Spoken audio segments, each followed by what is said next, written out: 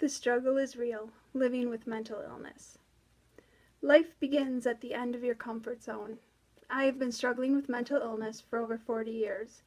Not many people know that about me, and I have done my best to hide it. I felt ashamed, embarrassed, and worried people would judge me. Society has come a long way with accepting minorities, physical disabilities, and alternative lifestyles. So why is mental illness so hard to accept? Mental illness can be just as painful and deadly as many physical illnesses. Unfortunately, the lack of support and understanding makes the illness so much harder to deal with.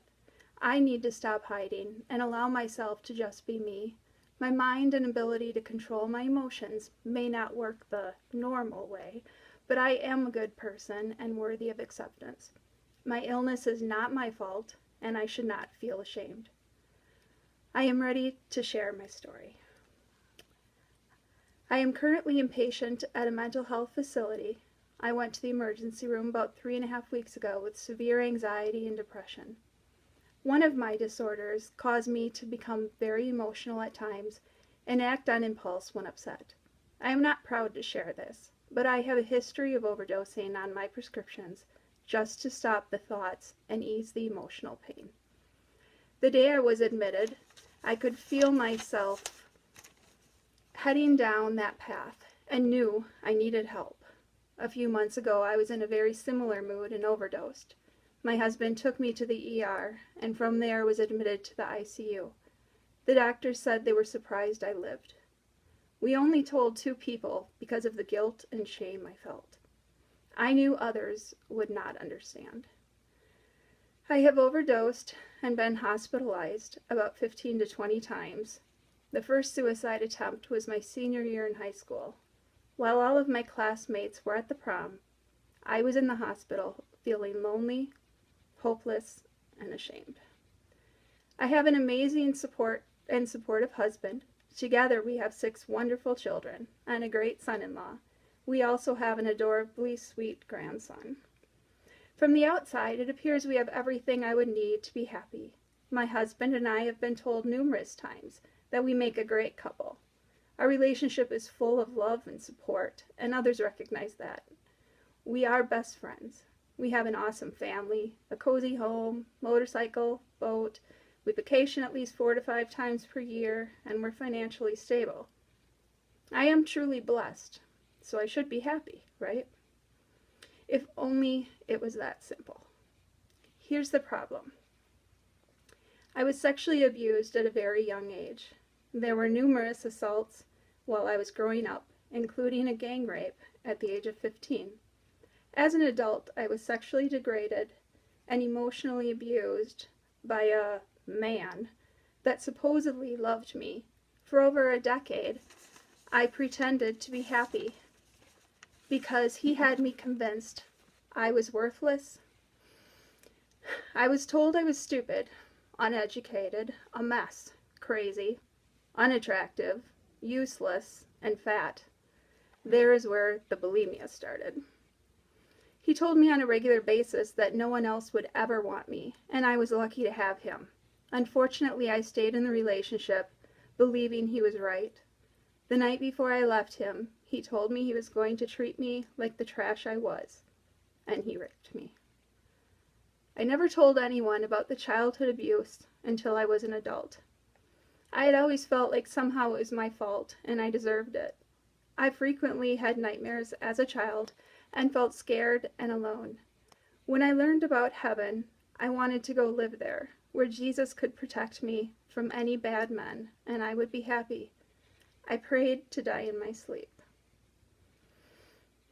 I am not sharing all of that for pity. I want people to understand how someone who appears so normal and happy on the outside can feel so much pain inside. I have so many negative emotions I am dealing with right now that I would love to take guilt, shame, and embarrassment off the list. As a result of my mental illness, I have chronic hives, ulcers, digestive problems, skin conditions, chronic pain, flashbacks, nightmares, insomnia, and panic attacks.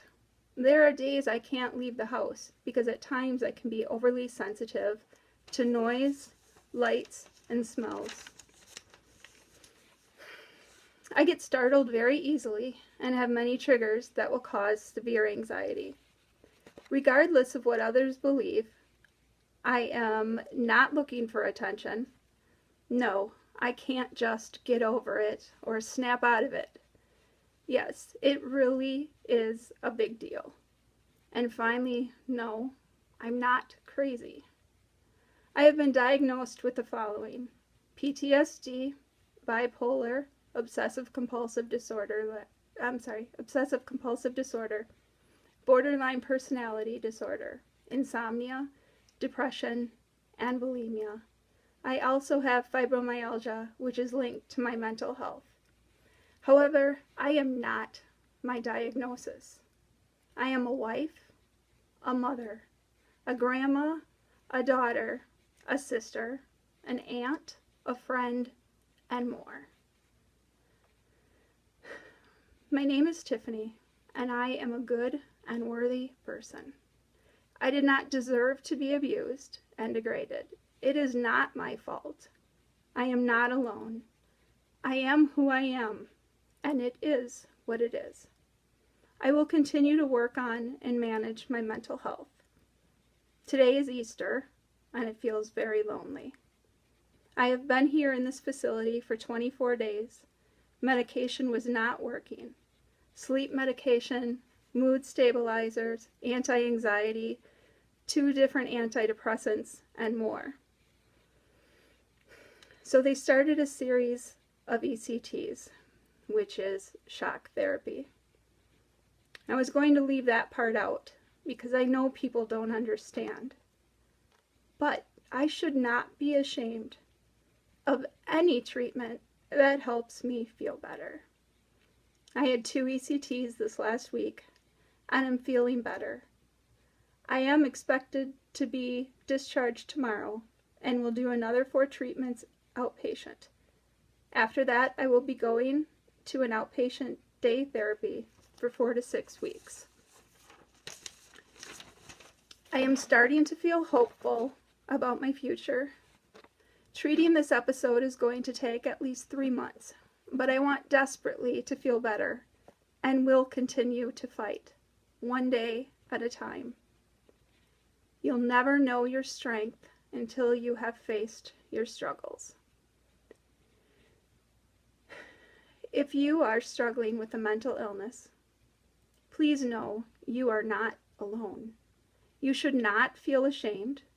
If you know someone that might have a mental illness, please ask questions and learn about them and accept them for who they are. Do not judge. Love, support, understanding, and validation are crucial to helping someone with a mental illness. I wrote this letter on Easter and had to stay in the hospital another week. I did my other ECTs inpatient, so I was there for a full month. And I start day therapy tomorrow. My biggest illness that I'm struggling with right now is borderline personality disorder. It does not respond to medication, and it's going to take a lot of work, and it's not going to be easy. But I am going to do my best to try to get this illness under control. I do appreciate you watching my video, and hopefully you've learned a little bit more about me and maybe somebody else that's important to you in your life that could use your support. The struggle's real.